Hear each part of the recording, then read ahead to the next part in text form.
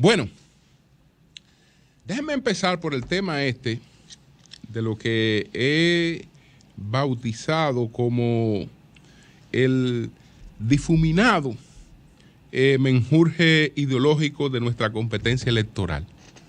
Porque a lo largo del debate que observé anoche, que escuché anoche, que analicé un poco anoche este debate, estas exposiciones de estos aspirantes a diputados del PRM en el Distrito Nacional, pues advertí una cosa clara. Hay quienes pretenden, dentro de la tradición política nuestra, ubicar al PRM como un continuador ideológico de Peña Gómez, un continuador ideológico, digamos, de las tradiciones liberales. Entonces, ¿qué escuchamos ayer en estos jóvenes brillantes todos? Todos, pero absolutamente todos, inclinados en una línea conservadora, en lo que se puede definir hoy como una línea conservadora, absolutamente distinta, por ejemplo, a la de la candidata senatorial del partido del PRM en la capital. Nada que ver con una serie de cosas que sustenta, por ejemplo, Farideh Raful. Pero nada que ver. Y se lo voy a resumir en varios temas. Todos son partidarios de la aprobación del nuevo Código Penal sin las 3 causales. Y no con una aprobación futura, sino que exhortan a los actuales legisladores a resolver esa situación ya, a aprobar el nuevo Código Penal sin las causales. Pero cuando entran al terreno de las 3 causales, todos se identifican contrario al aborto, pero absolutamente todos contrarios al aborto, en ninguna circunstancia, aunque es tan claro que cuando peligra la vida de la mujer, eso decía, por ejemplo, Liz Miese, ni siquiera tiene que ser una causal, porque ya es una cuestión que lo tiene claro en la ética médica. Eso es un principio que el médico lo tiene claro, que tiene que preservar la vida de la mujer. Es decir, que eso ni siquiera es una causal. Con relación al tema de la educación sexual en las escuelas, la comparten, pero sin el adoctrinamiento, que es lo que ha creado toda este tipo de polémica. Respetan el libre albedrío de las personas en términos sexuales, es decir, cada quien tiene derecho a vivir la vida que entienda, pero no respaldan el matrimonio homosexual. No lo respaldan.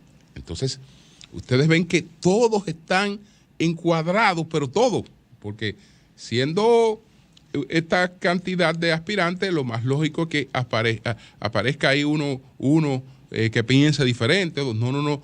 Todos están unificados en torno a todos esos temas y todos, digamos que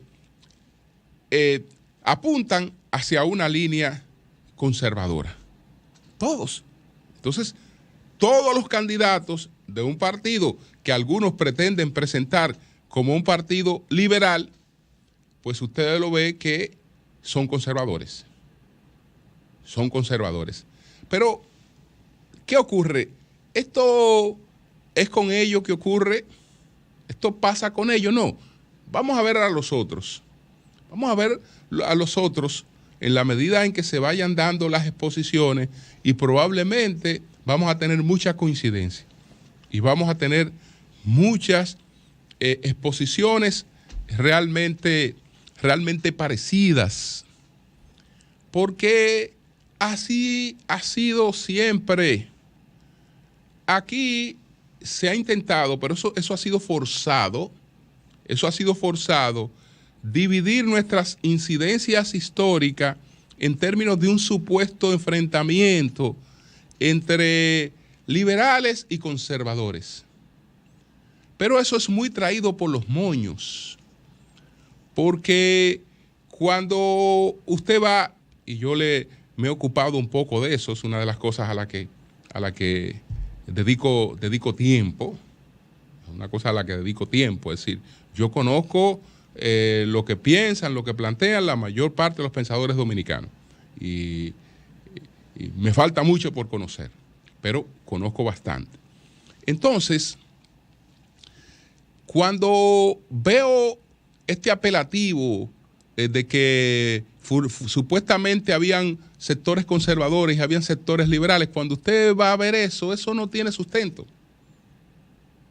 Es más bien antojadizo, porque usted extrae, por ejemplo, la figura de Santana. Bueno, a Santana usted no le puede atribuir una ideología liberal, por ejemplo, es cierto, ni siquiera una conservadora. Ni siquiera una conservadora, es decir, el sustrato ideológico de Pedro Santana era el hato. El sustrato ideológico de Pedro Santana era el hato. Pedro Santana buscó a su gente, llamó a todos sus compadres, llamó a todos sus amigos para que vinieran con sus peones a defender la patria. Pero eso que se llamaba patria, para Pedro Santana no era otra cosa que el hato. No era otra cosa que el hato. ¿Por qué? Porque uno de los graves errores que cometió Boyer y que pretendieron continuar los haitianos fue lo de una reforma, en la que ellos iban a distribuir gran parte de la tierra que estaba en esta parte de la isla. Entonces, ¿quiénes tenían esas tierras? Esas tierras la tenían los ateros en gran medida. Entonces, los haitianos decidieron distribuir nuestros actos. Es decir, ellos decidieron distribuir el hato dominicano, que era propiedad de los ateros dominicanos. Y los ateros salieron a defender su hato. Para ellos la patria era el hato.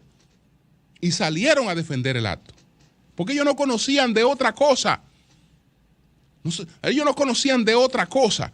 Pero ese es el caso de Santana.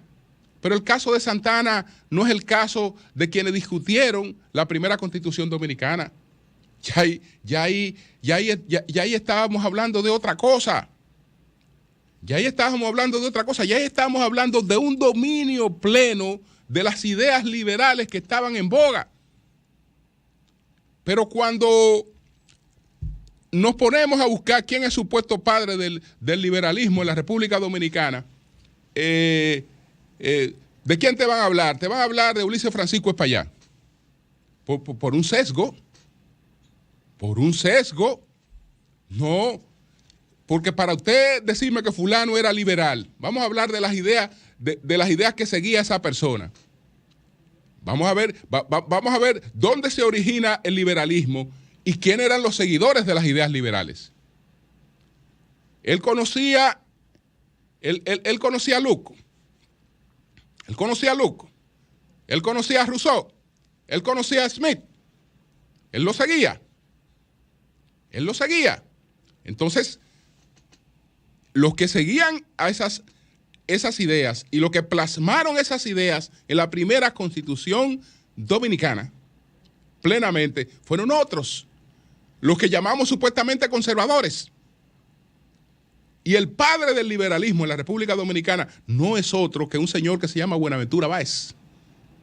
que era el único o de los pocos que estaba embebido de todas esas ideas y la conocía y en gran medida había vivido parte del proceso de las revoluciones burguesas. Y entonces, pero bueno, como todo se ha abordado de una óptica marxista, porque resulta que el liberalismo en esa época era revolucionario, pero en la etapa de la Guerra Fría ya los revolucionarios no era el liberalismo, los revolucionarios era el marxismo. Entonces, como el liberalismo pasó a ser sinónimo de conservadurismo, hay un menjurje en el que se confunde una cosa con la otra. Y se llegan a conclusiones que están muy sesgadas, absolutamente sesgadas. Entonces, aquí no hemos tenido en el plano histórico, salvo en la etapa de la Guerra Fría, conflictos políticos ideológicos. Aquí no es verdad que han estado los conservadores de un lado y unos supuestos liberales de otro. Eso es un disparate. Eso es un disparate. ¿Por qué? Porque no se sustenta. Porque a la hora de la hora, dime a quién tú llamabas conservador. Dime a quién tú llamabas liberal.